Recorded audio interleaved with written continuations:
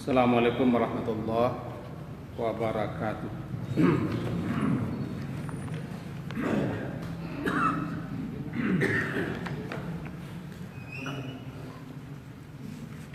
Bismillahirrahmanirrahim. Alhamdulillahirabbil alamin. Alladzi ahyana ba'da ma amatana wa ilaihin nusyur. Asyhadu an la ilaha illallah wa asyhadu anna Muhammadan abduhu wa rasuluh. Allahumma salli ala Muhammad wa ala ali Muhammad. A'udzu billahi minasy syaithanir rajim.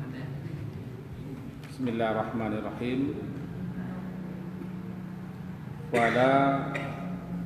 Wala tuti' kulla hallafin mahin hammazim masya'im binamim manna'in lil khairi mu'tadin atim. Surat Al-Qalam,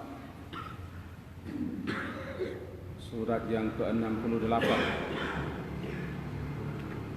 ayat 10 sampai kepada ayat 12, yang terjemahnya adalah wala tuti' kulla hallafin mahin, dan janganlah engkau taati, engkau patuhi setiap orang yang suka bersumpah halaf dan suka menghina,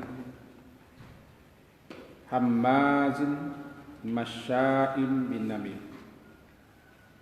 Hammaz, suka mengupat atau mencela, masya'im bin namim, berjalan kian kemari untuk mengadu domba, memfitnah. Manna'in lil khair, yang menghambat merintangi segala kebajikan. Mu'tadin, suka melampaui batas. Atim, lagi banyak dosa. Bapak dan ibu-ibu yang berhadir, itu dasar kajian kita pada pagi hari ini. Karena agak erat hubungannya dengan hal-hal yang terjadi dan berkembang di tengah-tengah masyarakat. Kita ambil intinya dulu. Rasulullah sallallahu alaihi wasallam dilarang oleh Allah. Kalau beliau yang dilarang, tentu kita lebih juga dilarang. Yang pertama larangnya la tuti'. Jangan engkau mentaati, mematuhi ya Muhammad orang yang kathir, banyak sekali bersumpah. Banyak bersumpah dengan sumpah-sumpah yang batil, sumpah-sumpah yang tidak benar, untuk melecehkan, untuk merendahkan kebesaran keagungan Allah dengan menyebut-nyebut nama Allah. Sedikit-sedikit bersumpah, sedikit-sedikit bersumpah, membawa-bawa nama Allah. Kemudian juga disebutkan di sini mahin. Mahin adalah orang yang suka berbuat perbuatan-perbuatan rendah, perbuatan-perbuatan hina, perbuatan-perbuatan yang memang banyak dosanya, banyak pelanggarannya. Hammaz, kaji kita ini hammazin masya'im bin namim. Hammaz, jangan pula taati, patuhi. Hammaz, orang yang suka menggibah, mencela, mengupat. Hammaz hampir sejalan dengan surat Al-Humazah ini. Wailul likulli humaza. Hammaz pelakunya. Hammad itu setimbang dengan fa'al. Itu mubalaghah. Apa itu? Bahwa hammaz itu orang yang sering acap kali, sudah menjadi hobi dan ketagihan untuk melakukan perbuatan mencela, mengupat, atau juga termasuk ke dalamnya menggibah. Hammaz khusus diancam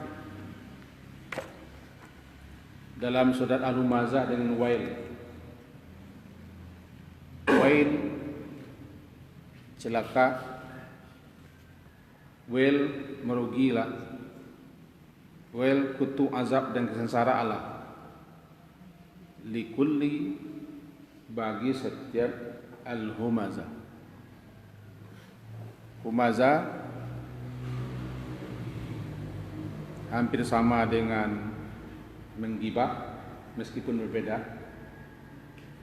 Menggibah umum, tapi yang humazah adalah orang-orang yang mengupat, selalu menyebut sisi-sisi jelek orang, sisi-sisi buruk orang. Terdorong dia untuk terus mengumbar hal-hal yang negatif, hal-hal yang rahasia, hal-hal yang tidak baik diumbar, disebut-sebut, dikatakan. Keranjingan, hammaz. Hammaz. Ancaman spesial untuknya adalah utama. Kalla la yumbadanna fil utama. Nah, hammaz, orang-orang yang suka mencela, kalau belakang namanya menggibah, menggunjing, termasuk juga mengupat. Masya ya masjid, berjalan. Kalau masya orang yang hobi berjalan kian kemari untuk mengadu domba. Kalau bahasa kami di Kamang, sanduak gadang pambok buah.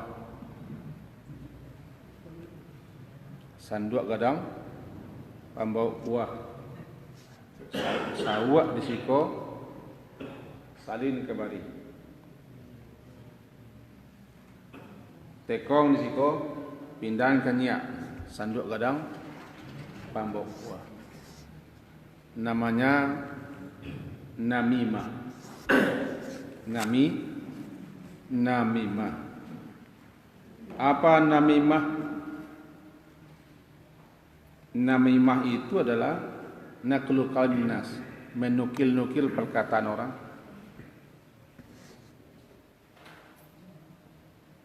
Pas seperti sanduak, tukang salin.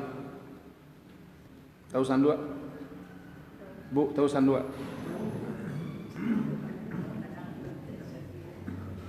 Kadang-kadang pada sanduak seperti tekong namanya.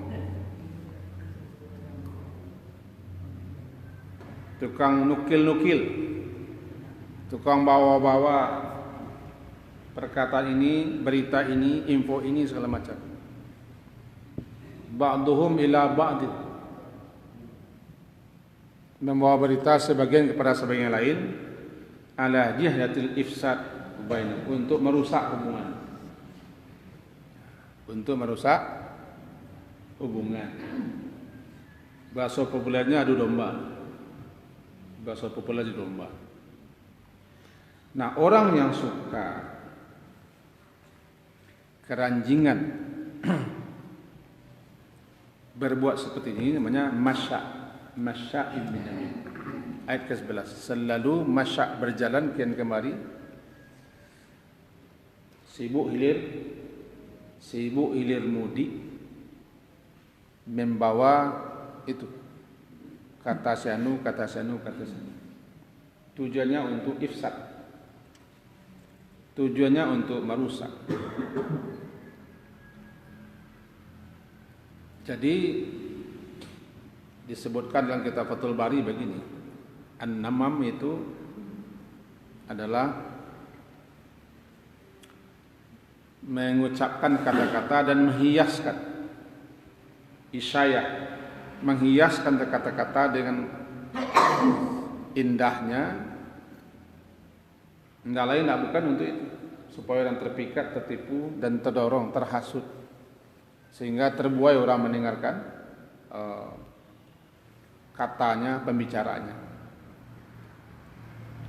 Menurut kitab itu Ibnu Hajar disebutkan itu aslun namimah al-hams wal harakah.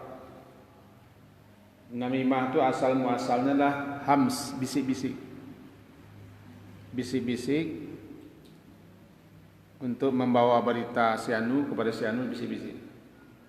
Tapi bisik-bisik itu dihiasi dengan kata-kata yang membuat orang terpedaya, membuat orang menjadi ketagihan, membuat orang terkesima. Benar al-harakah, mendorong orang untuk bergerak. Begitulah hakikat namimah. Ya, dikatakan bahwa bahaya namimah itu la yadkhulul jannah, tidak akan masuk surga orang yang suka ketat. Ketat itu adu domba, sama dengan namimah. Tidak akan masuk surga, dipahami oleh ulama tidak bisa langsung masuk surga. Karena ini dosanya berkaitan dengan bukan dosa kepada Allah saja, tapi dosa sesama. Sudah pernah kita sampaikan bahwa kezaliman itu 3.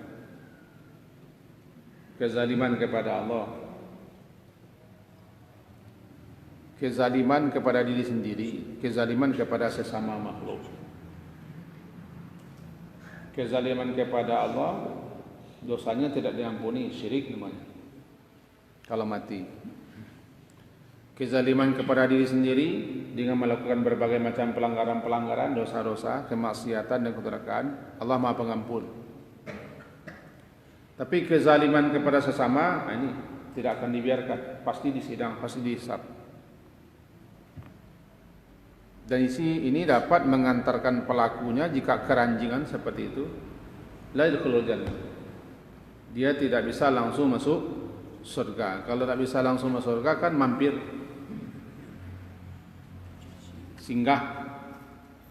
singgah ke dalam neraka dulu.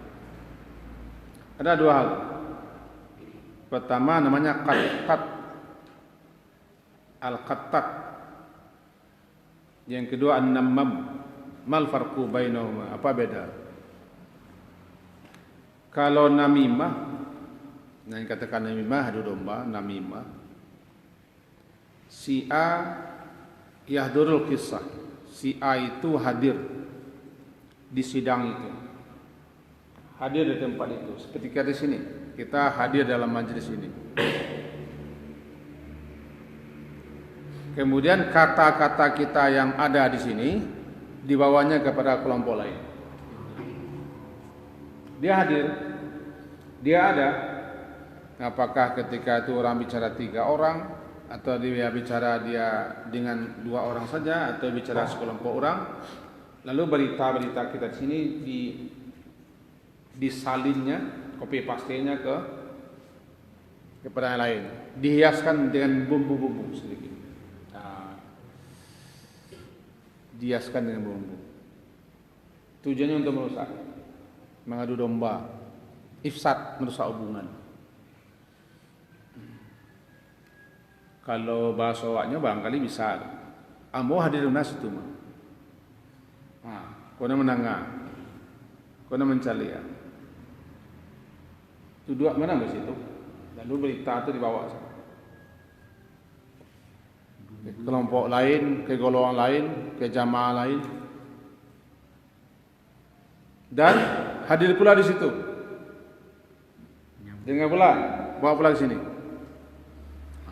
Pas petua orang kampung ambo sanduk gadang pembok buah. Pas mana? Tekong salin, sawak pindahan. Tekong tahu bu? Tekong salin, sawak pindahan, itu sekerja. Kian kembali masya'. Nah, itu namanya namimah. Bedanya nanti dengan al-qattat. Al-qattat itu alladhi yastami' minhu fala ya'lam. Al-qattat itu dia tidak tahu di mana sumbernya. Pokoknya terengah. Tidak tahu di mana sumber, entah dari mana asalnya, pokoknya sampai ke telingonya yang dia tidak pernah memiliki benar atau salah. Tidak ditelusuri dari mana asal-muasal. Cuma yang qulu man sami'ahu, kemudian dia pindahkan, dia nukil, dia sampaikan apa yang didengar tanpa ditapis-tapis, tanpa disaring-saring, tidak pakai filter. Oh, cotabuang, barang masuk segitu pula. Tapi tetap tujuan merusak. Yang dinukil itu, yang dipindah-pindahkan itu, kata-kata yang disampaikan itu, yang pokoknya tujuannya untuk ifsad, untuk merusak bainan nas, merusak manusia. Dia apa beda? Kalau namimah adalah dia mendengarkan langsung. Itu yang disampaikan. Kalau qattat dia tidak mendengar langsung. Dari pokoknya sampai ke telinga lah. Sampai ke telinga pokoknya tidak ada. Ya betul kecil orang, banyak orang mengecil. Yes ya orang ini memang banyak orang kecil. Anda jadi ya orang. Iku bahasa nuku karajono istilahnya doso sangat gadang. Doso semana gadang mana? Buk kerja itu bisa merusak, sangat merusak. Sehingga disabuikan kerusakan yang terjadi akibat orang yang suka namam, mengadu domba, dan orang suka berdusta. Sesaat dia mengadu domba, sebentar saja dia menukil perkataan, dihiasi dengan bumbu-bumbu cerita dan dusta, sehingga orang pecah berantuk-antuk. Yang itu tidak bisa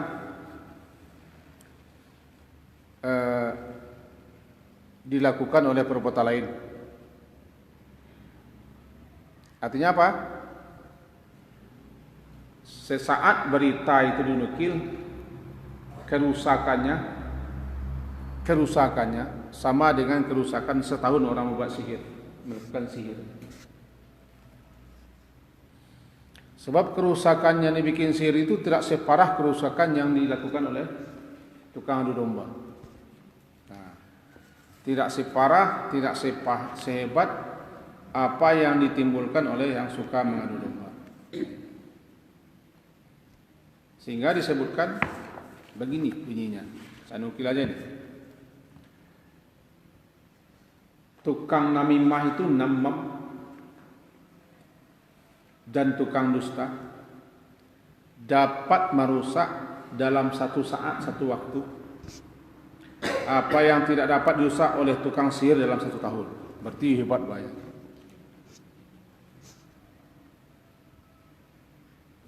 Menyihir orang paling-paling 1 orang yang rusak. Itu tidak sebentar prosesnya. Tapi kalau mengadu domba orang bisa sekampung. Bisa sekampung berantam. Babalah sekali. Akibatnya pun lama sekali. Lama akan baik. Ini sebutkan bahwa tukang namimah dapat merusak dalam 1 waktu, 1 saat apa yang tidak dapat dirusak oleh tukang sihir dalam 1 tahun. Bahaya. Itu bahaya namimah. Sehingga disebutkan bahwa an-namimah min adwa'i sihir. Adu domba itu termasuk jenis sihir juga. Karena dia menyerupai sihir. Sihir tujuannya untuk memecah belah hubungan orang, memutuskan hubungan orang suami istri. Namimah juga iya. Bab namimah itu bisa memecah belah orang, bisa merubah hati orang yang sedang berkasih sayang, kemudian menanamkan ke dalam hati orang bibit-bibit perpecahan dan pertengkaran. Namimah. Nah, namimah di zaman sekarang sarananya lebih canggih lah sarana sekarang. Namimah itu. Karena namimah sekarang itu lebih banyak di ujung jari. Dan di empu namimah. Kata orang sekarang medsos. Lebih-lebih ini zaman-zaman akan menuju pesta demokrasi Islam. Janganlah kita mudah-mudah saja menukil-nukil, mengkopi-kopi paste, mengambil perkataan seanu-seanu, lebih-lebih masalah agama, masalah syariat. Karena orang sekarang ya baca-baca tuh langsung saja disari, dibagi-bagi, tanpa dulu merujuk apakah ini benar atau tidak. Kadang-kadang menurut pendapatnya betul, dia tidak rujukkan kepada guru. Zaman sekarang lebih gampang namimah itu beredar. Adu domba, hasung fitnah. Kalau bahasa orang tukang tambah minyak. Nah, satu kali kharajan Nabi sallallahu alaihi wasallam min ba'di hitanil Madinah. Satu kali Nabi keluar di Madinah, melewati pagar-pagar dinding Madinah. Fasami'a sauta insanaini yu'adzabani. Beliau mendengarkan suara orang yang sedang diazab di kuburnya. Kan? Beliau dengarkan ada suara dua orang yang sedang diazab di kuburnya. Beliau kelebihan beliau, keistimewaan beliau kan di Allah beri suatu anugerah bisa mendengar sesuatu yang tidak bisa didengar oleh manusia biasa. Termasuk mendengar orang yang sedang diazab di kuburnya atau mendapat nikmat di kuburnya. Kata beliau, yu'adzabani wa ma yu'adzabani fi kabirin. Ini dua penghuni kubur ini sedang diazab, sedang disiksa. Yu'adzabani, diazab kedua-duanya. Wa ma yu'adzabani fi kabirin. Kedua-duanya tidak diazab dalam masalah dosa-dosa besar. Menurut pendapat mereka, menurut pandangan manusia atau pandangan orang yang sedang diazab ini, itu bukan dosa besar. Wa innahu lakabir, sebenarnya dosa besar. Kata beliau, kedua orang penghuni kubur ini sedang diazab. Kedua-duanya tidaklah diazab lantaran dosa besar menurut mereka berdua atau menurut kebanyakan kita. Sebenarnya dosa besar. Wa innahu lakabir. Sebenarnya dosanya besar, tapi dianggap tidak besar. Kana ahaduhuma la yastatiru min baul. Yang salah satu daripada kedua penghuni kubur ini tidak bersuci setelah buang kecil. Jangan menteng saja. Ringan. Kami dan jantan-jantanku kembali bertembak sekarang-kadang. Jadi orang sok kita tidak ada ya langsung. Kau tidak bersuci, tidak istinja, tidak istitar, tidak istinja. Kadang-kadang melihat pintu auto saya, kadang-kadang tepi jalan. Dia menganggap itu tidak besar. Wa innahu lakabir, tapi sebenarnya itu sangat dosa besar. Dosa besar, najis. Wa kana al-akhar, dan yang lainnya itu yang kedua, yamshi bin namimah, Dia di mana duduk, di mana bersuah, di mana bertemu, atau datang ke sana, pergi ke sini, membawa berita. Adalah kawan cik, itu pengkalnya biasanya. Tadi yang mau lewat dia tu. Kadang-kadang pangkalnya begitu awal cerita, awal kisah. Buka cerita seperti itu. Adalah kawan cik. Tadi yang mau ndak singajo lewat, ndak singajo, kadang singajo lah. Lalu tu pun. Tadi yang mau ndak singajo lewat, tadangan yang mau berikuah. Padahalnya singajo ke situ. Lalu tu kan. Yamshi bin namimah. Adu domba. Dia adu domba. Ini kata beliau ini sedang diazab kedua-duanya. Lalu beliau Rasulullah SAW meminta pelepah korma.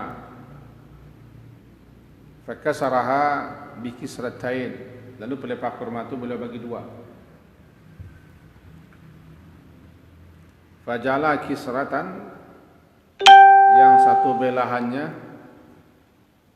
beliau tancapkan di kubur yang satu ini. Wa kisratan, dan satu belahan lagi atau patahan lagi beliau tancapkan di kubur yang kedua. Kata beliau, faqad la'allahu mudah-mudahan semoga yukhaffaf anhuma, dapat meringankan, bukan meniadakan. Yukhaffaf, dapat meringankan azab keduanya, malam yaibasa, selama belum kering. Itu doa beliau. Dalam riwayat lain disebutkan beliau minta daun kurma basah, beliau belah. Hampir sama riwayat, tapi yang jelas karena kedua-dua penghuni kubur ini sedang diazab, beliau SAW meminta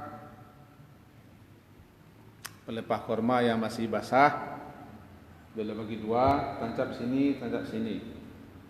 Kata beliau, la'alla itu kan taraji, harapan. Orang terjemahkan masa kita semoga, mudah-mudahan. Itu harapan beliau kepada Allah, agar kedua ini diringankan sampai menjelang kering. Kalau sudah kering, jadi beliau bagi batas. Beliau hanya minta supaya diringankan. Beliau minta supaya diringankan. Apa itu yang tadi juga, bahwa sampai nanti diringankan selama pelepah ini belum kering. Itu Rasul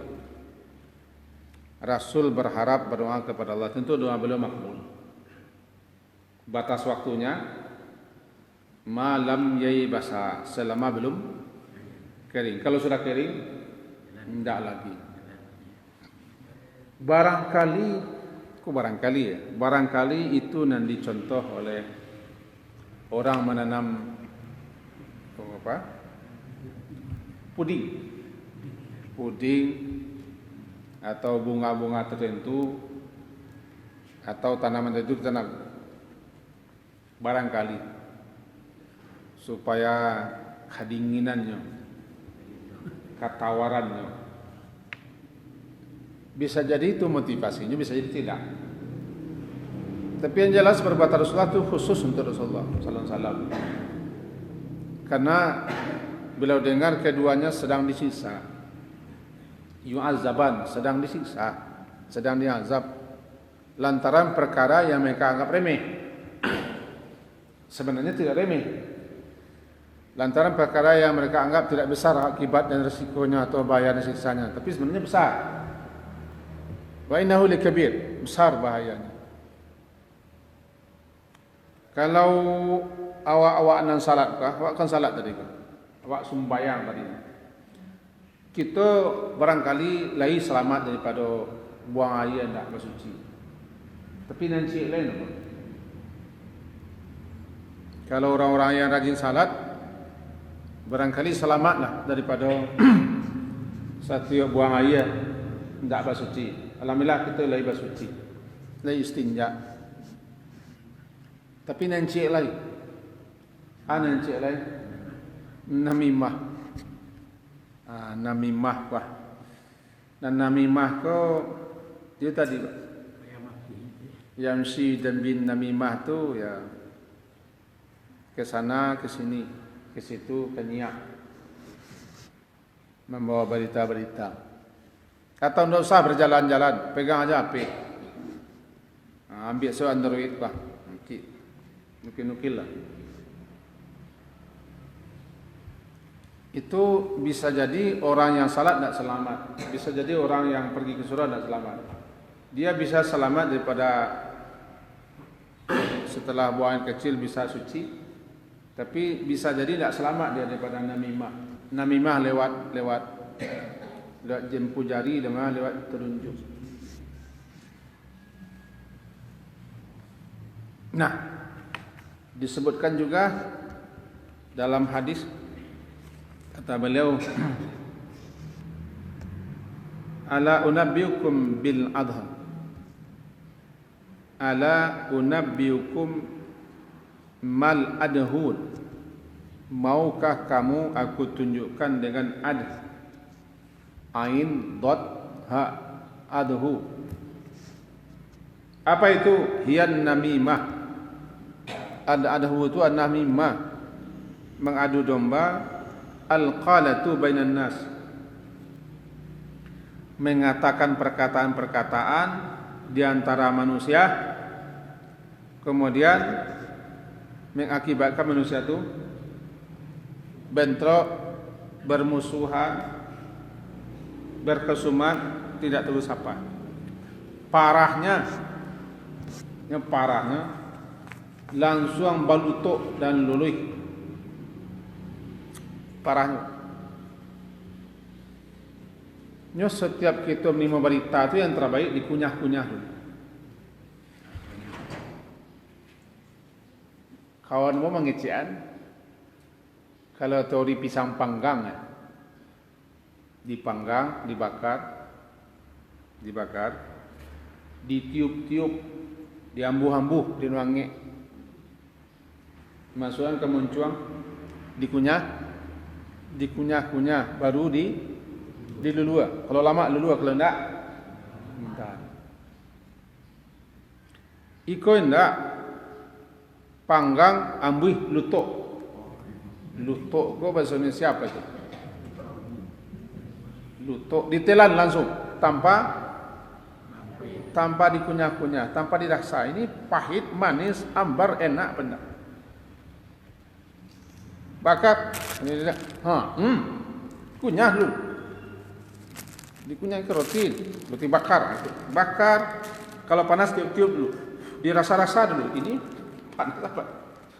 Sudah tu cicipi, kunyah-kunyah. Alamak, makan. Dikunyah-kunyah, ambak, pahit. Banyaknya misesnya apa namanya? Buangnya. Berita itu begitu. Apalagi beritanya bisa bikin runyam, bisa bikin masalah. Sehingga Imam Nawawi rahimahullah beliau mengatakan bahwa siapapun yang membawa berita kepada kita, apalagi berita itu bisa mengakibatkan pecah segala macam, maka ada 6 hal yang harus dilakukannya.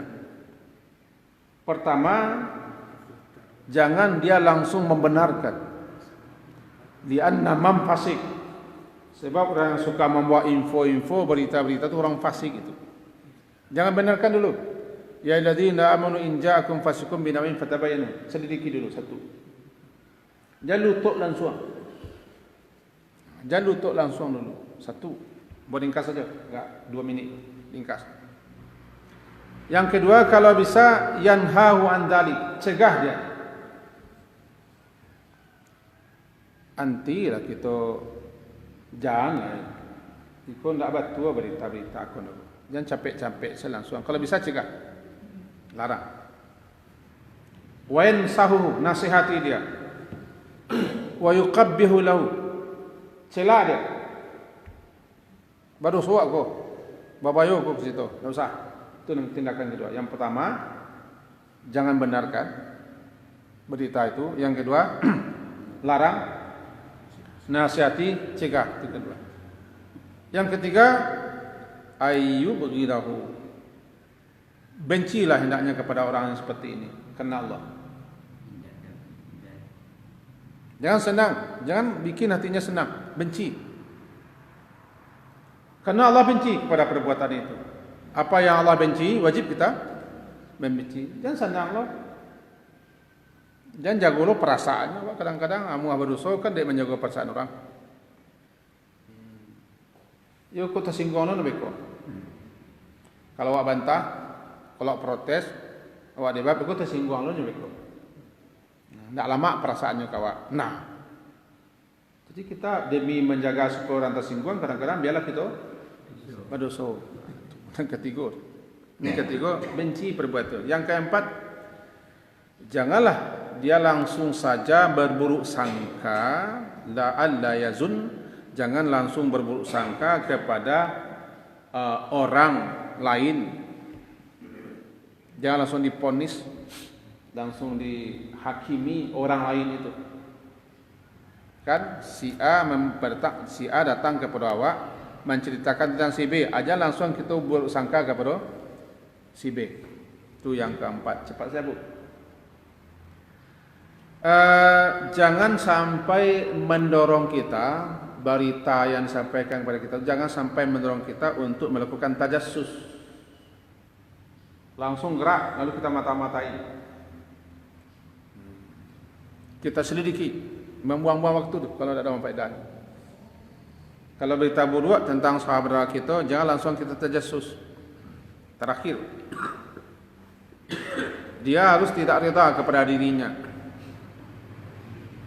Jangan dia senang mendengar berita, tetapi dia tidak reda kepada dirinya terhadap apa info yang disampaikan. 6 hal ini. 6 hal ini nanti insyaallah kita pertegas lagi karena kita cupiang, pekatua ada cupiang katu sampai. Inilah sikap yang harus kita ambil ketika kita mendengarkan namimah. Ketika namimah sampai kepada kita 6 hal. Akhirnya hati-hati dan waspadalah kita terhadap afatul lisan, petaka bahaya yang dibawa oleh lisan. Dan kalau kita punya lisan, hati-hati lisan kita tu jangan sering keluar. Giginya lah do, bibirnya lah do. Yang pertama paganya gigi, yang kedua pamakok no bibir. Ajalah acokna lidah kita tu melompek keluar. Jangan kita suka-suka pembawa berita dan jangan suka hobi mendengar berita. Sibukkan diri dengan hal yang punya manfaat, punya faedah. Ada zikir, ada doa, bisa baca buku, bisa menasihati orang, dan seterusnya. Jangan buang-buang waktu untuk itu karena dosanya tidak hanya di akhirat, di kubur sudah apa sekarang. Oh sekarang kami tidak banyak bicara, tapi yang banyak bicara empu dan telunjuk sama tu. Karena bahaya empu dan telunjuk di zaman sekarang lebih hebat bahayanya pada lidah kita tidak sampai ke Jakarta, tapi empu jari kita, telunjuk kita bisa sampai ke Jakarta. Bisa sampai ke Makkah bagai. Nah, hanya telunjuk bisa sampai. Tapi kalau muncung kita sampai ke pintu kepala masjid muncung. Nah, kalau juga empu kita, telunjuk kita bisa sampai ke. Hati-hati, bahaya dua anggota ini. Ini bukan bahaya telunjuk dan bahaya. Kata orang kampanye. Bahaya telunjuk dan bahaya empu. Bukan bahaya ini, dia tidak ada. Itu jangan dipelintir pula. Saya rasa itulah yang bisa saya sampaikan atau kita pahami pagi hari ini sehubungan dengan hati-hati dengan media, hati-hati dengan informasi, hati-hati dengan berbagi. Lebih-lebih ini. Bulan-bulan ini bulan-bulan banyak bersebaran bertebaran, berkeliaran info-info yang harus kita tapis, kita saring. Ya prinsipnya prinsip memanggang juga lah, panggang, ambui, kunyah, baru lulu pakai saring, pakai tapis. Kita akhirlah, subhanakallahumma wa bihamdika asyhadu an la ilaha illa anta astaghfiruka wa atubu ilaik. Sallallahu ala Muhammadin wa ala alihi wa sahbihi ajma'in. Walhamdulillah. Assalamualaikum warahmatullahi wabarakatuh.